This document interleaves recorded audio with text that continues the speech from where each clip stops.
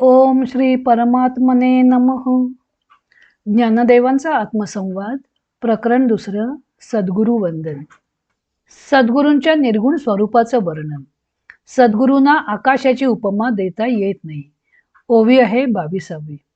ज्ञानदेवांनी 4थ्या ओवीपासून 21व्या ओवीपर्यंत सद्गुरूंच्या सगुण स्वरूपाचं वर्णन केलं. आता ते निर्गुण स्वरूपाचं वर्णन करताना म्हणतात, आकाश हे सावेव न बंधे आकाशाची हव, ऐसे कोणी एक भरीव आकाश जो.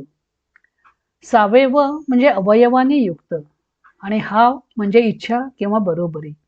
आकाश हे सावयव असल्यामुळे त्याला भरीव आकाशाप्रमाणे असणाऱ्या सद्गुरूंपुढे आपल्या आकाशपणाचे हाव पुरवून घेता येत नाही.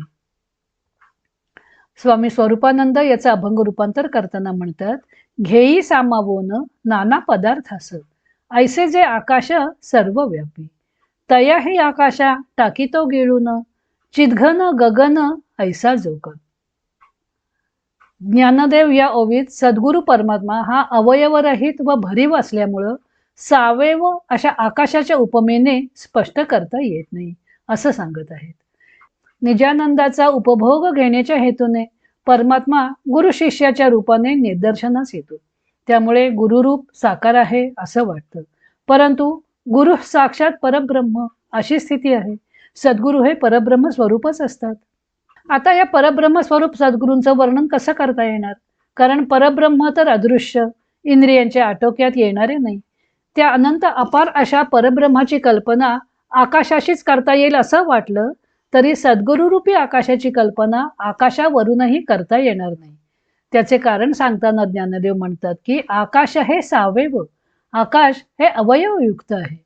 आकाश हे स्पर्श तन्मात्रादी व त्या तन्मात्रांचे कार्य असणाऱ्या वायू, अग्नी, जल, पृथ्वी या महाभूतांना आपल्यामध्ये सामावून घेऊन राहते.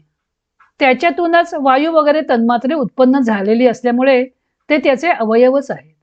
ब्रह्मस्तंभापर्यंत पसरलेले असल्यामुळं सर्व भौतिक पदार्थांना ते आपल्यात सामावून घेते. असे हे आकाश व्यापक असूनही पुन्हा ते दिसत नाही.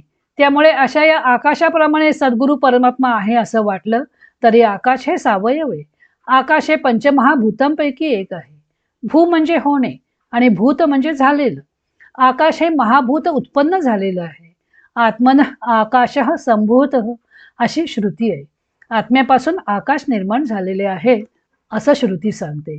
आणि शब्द गुणकम आकाशम असं वचन आहे.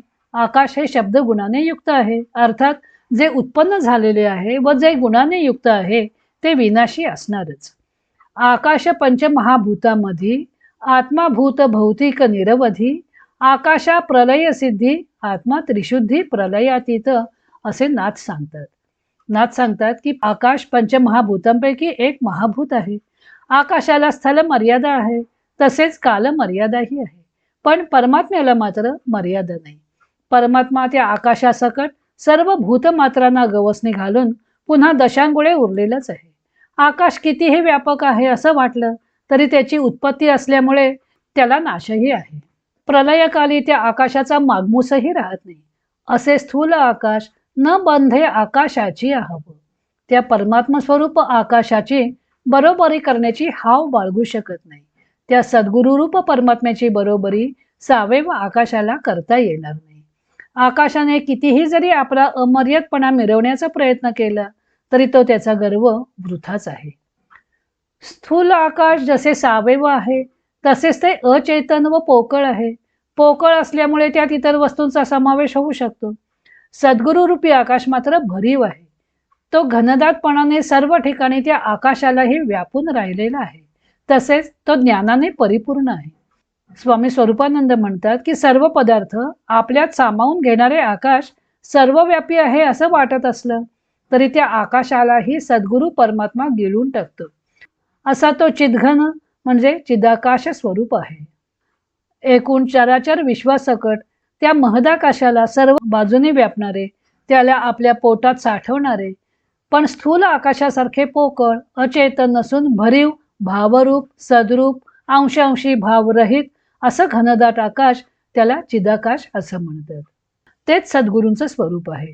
स्थूल आकाश त्याची बरोबरी करू शकत नाही. म्हणजे आकाशाची उपमा सद्गुरूंना कमी पडते. एकूण स्थूल आकाश हे मर्यादित व पोकळ आहे, तर सद्गुरू परमात्मा अमर्याद व भरीव आहे.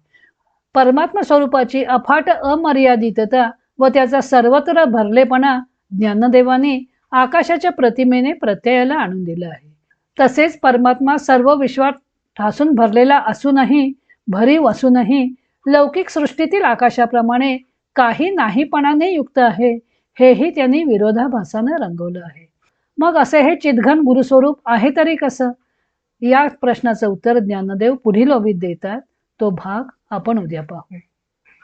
इतर अनेक ग्रंथांचा आधार घेऊन संत ज्ञानदेवांच्या अमृतानुभव या ग्रंथाचं लेखन व वाचन सौ मनीषा अभ्यंकर मिरज यांनी केलं आहे.